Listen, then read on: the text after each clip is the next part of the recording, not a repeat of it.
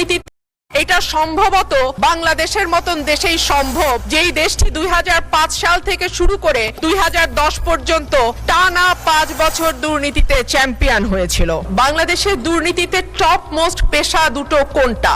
দেখলাম 1 নম্বরে আছে রাজনীতিবিদদের নাম, 2 নম্বরে আছে আমলাদের নাম। কোন রাজনীতিবিদ যখন পেশা হিসেবে লেখেন রাজনীতিবিদরা বেতন পান বা রাজনীতি করলে পয়সা উৎপাদন হয়, আমরা বিগত সরকারের আমলে ছাগল কাণ্ড দেখেছি, বালিশ দুর্নীতি দেখেছি, রূপপুর পারমাণবিক বিদ্যুৎ কেন্দ্র নির্মাণের সময় যে ভয়াবহ দুর্নীতি হয়েছে সেটাও দেখেছি। আমরা দেখেছি একজন পিয়ন কি করে 400 কোটি টাকার মালিক হয় এবং হেলিকপ্টার ছাড়া চলাফেরা করতে পারে না বলে তৎকালীন প্রধানমন্ত্রী নিজেই বলেছিলেন। আমরা ব্যাংক থেকে লক্ষ কোটি টাকার লোপাট দেখেছি, ভুয়া কোম্পানির নামে অর্থ আত্মসাৎ, ইচ্ছাকৃত ঋণ খেলাপি। আমরা দেখেছি মেগা প্রজেক্ট, মেগা দুর্নীতি। আমরা দেখেছি নিয়োগ, পদোন্নতি এবং সরকারি অনিয়ম। আমাদের আশা ছিল যে 5ই আগস্টের পরে যখন নতুন বাংলাদেশের কথা হচ্ছে তখন দুদককে নখদন্তহীন বাঘ থেকে আমরা একটা শক্তিশালী প্রতিষ্ঠানে পরিণত করতে পারবো।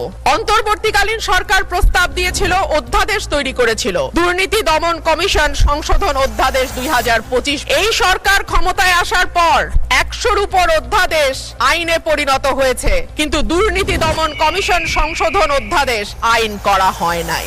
সরকারের নিয়তটা কি তা এই দুর্নীতি দমন কমিশনকে নখদন্তহীন করে রাখবার যেই সংস্কৃতি, সেখান থেকে বের না হওয়ার উদাহরণ দিয়ে স্পষ্ট হয়ে যায় এই সরকার আসলে দুর্নীতি দমন করার ব্যাপারে কতটুকু আন্তরিক। দুদককে শক্তিশালী করা হলে কেন সরকারগুলো ভয় পায় কিছু কিছু আমরা বুঝি।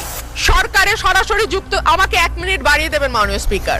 সরকারে সরাসরি যুক্ত থাকে রাজনীতিবিদরা এবং পরোক্ষভাবে যুক্ত থাকে আমলারা। সেই কারণেই দুর্নীতি দমন কমিশন যদি শক্তিশালী হয়ে যায় তখন রাজনীতিবিদ এবং আমলাদের জন্য খুব ভালো খবর সেইটা নয়। ঠিক যেভাবে একটার পর একটা ভুয়া নির্বাচনের মাধ্যমে ক্ষমতায় থাকা আওয়ামী লীগ সরকার দুর্নীতি দমন কমিশনকে শক্তিশালী করে নাই, একইভাবে আমরা দেখতে পাচ্ছি অভ্যুত্থান পরবর্তী সরকারও দুর্নীতি দমন কমিশনকে শক্তিশালী করার ব্যাপারে মোটেও আন্তরিক নয়। এমনকি দুর্নীতি দমন কমিশনের 3 জন সদস্য কারা কারা হবেন এটাও সরকার ঠিক করে দেবে।